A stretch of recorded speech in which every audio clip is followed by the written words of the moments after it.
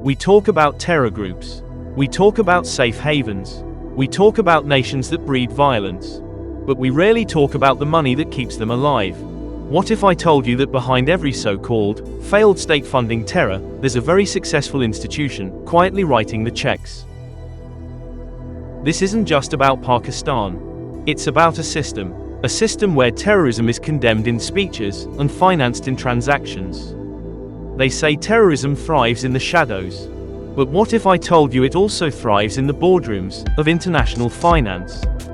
This is the story of how the International Monetary Fund, the world's most powerful financial institution, became a silent partner in global militancy, and how Pakistan, a known exporter of terrorism, kept surviving, thanks to Western money and willful ignorance. For decades, the International Monetary Fund, the so-called global financial watchdog, has turned a blind eye, or worse, lent a helping hand to nations that became breeding grounds for militancy. At the center of this hypocrisy sits Pakistan. This is a country that has harbored, trained, and exported terrorism for over 3 decades. From Osama bin Laden's compound in Abbottabad to Kashmiri jihadist camps, Pakistan has been the command center of the global terrorist industry. And yet, while India screamed about terrorism, IMF checks kept clearing. Bailouts kept coming. Debt was restructured. Even when the FATF grey-listed Pakistan for terror financing, the IMF still approved loan packages, no strings attached. Not one audit on military spending. Not one question asked. And when asked they say, "Can you show us evidence and do you have details on the attack?" Okay, I can't hear you properly. Could you increase the volume, please? Yes, of course. Just let me know if you can hear me now, Minister. A bit louder, a bit louder. So who funds Pakistan's economy every time it collapses, under the weight of its own corruption and military obsession? The West, the US, and yes, the IMF. Each time Pakistan teeters on default, the IMF parachutes in with billions. But where does that money go? Does it go to schools, hospitals, infrastructure? No, it props up a bloated military, it fuels the ISI, and it sustains Pakistan's strategic obsession with bleeding India, with 1,000 cuts. Between 2002 and 2018, the US gave Pakistan over $33 billion in aid, mostly labeled as counter-terrorism. And what did they get in return? Bin Laden under the nose of the Pakistani military, Haqqani network safe havens, Taliban leadership hosted and nurtured. And the IMF? It's the cleaner. Each time Pakistan's economy chokes, IMF walks in, wipes the blood off, and signs a new loan. So here's the real question, is the IMF just incompetent? Or is it complicit? Because you can't keep funding a country whose military and intelligence services are deeply entangled in global jihad networks, and then claim to fight terrorism with a straight face. After the brutal Pahalgam terror attack on innocent tourists, Pakistan, with stunning predictability, did what it always does best: deny, deflect, and audition for the role of global victim. In their shameless statement, they accused India of staging the attack, just to make Pakistan look like a villain on the global stage. And the reason they gave? Because, apparently, India's jealous of Pakistan's economic rise. According to them, it's because their economy is rising. Pakistan, the same country whose economy survives on IMF bailouts, handouts from Gulf countries, and borrowed oxygen from China, is now claiming it's on the rise. The real question is, what exactly is their definition of economic rise? Is it the 25th IMF loan in 76 years? Is it the subsidized oil from Saudi Arabia?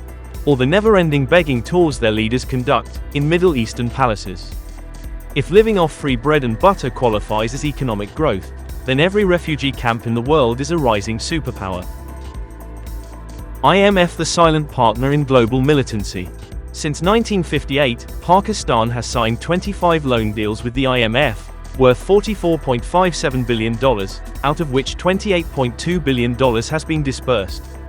The latest is a 37-month, $7 billion program approved in September 2024. And on May 9, 2025, the IMF released $1 billion, after completing the first review. The IMF plays favorites, offering soft terms and quick loans to Western allies, even when they fund extremism, oppress dissidents, or wreck their own economies. Meanwhile, poorer nations get slammed with harsh conditions, crippling austerity, and endless debt traps. The IMF doesn't just turn a blind eye, it enables the very chaos it claims to fight. So who really benefits from IMF policies? Not the people, not the reformers, not democracy, but only terror.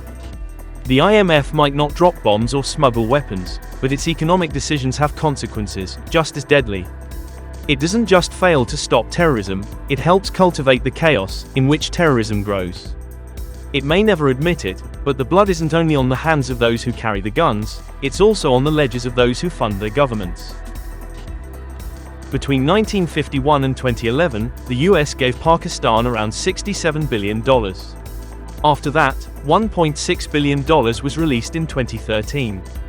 Then in 2018, Trump finally called out the obvious, accusing Pakistan of harboring terrorists and cutting military aid, and by 2022, aid dropped to $200 million. But fast forward to now. The US is back at it, approving $397 million to maintain Pakistan's F-16s, ironically labeled as counter-terrorism. Hypocrisy? No, it's strategy, with a side of gaslighting. America likes to pretend it has a consistent global vision, but it doesn't. Publicly, it sings praises of India, Modi is my friend. And reports circulate that the US wants big corporations to shift from China to India, but don't be fooled. Why would America ever want India to become another China, a strategic headache and economic rival? For all the diplomatic sweet talk, the US has no real interest in seeing India surpass its limitations. Washington doesn't want India to rise, it wants India to behave. Because a strong, self-reliant India, that's just another China, a future rival, not an ally. That's why Pakistan still gets propped up, decade after decade. If America had truly wanted to dismantle terror networks, do you think Pakistan would still be a breeding ground for extremism?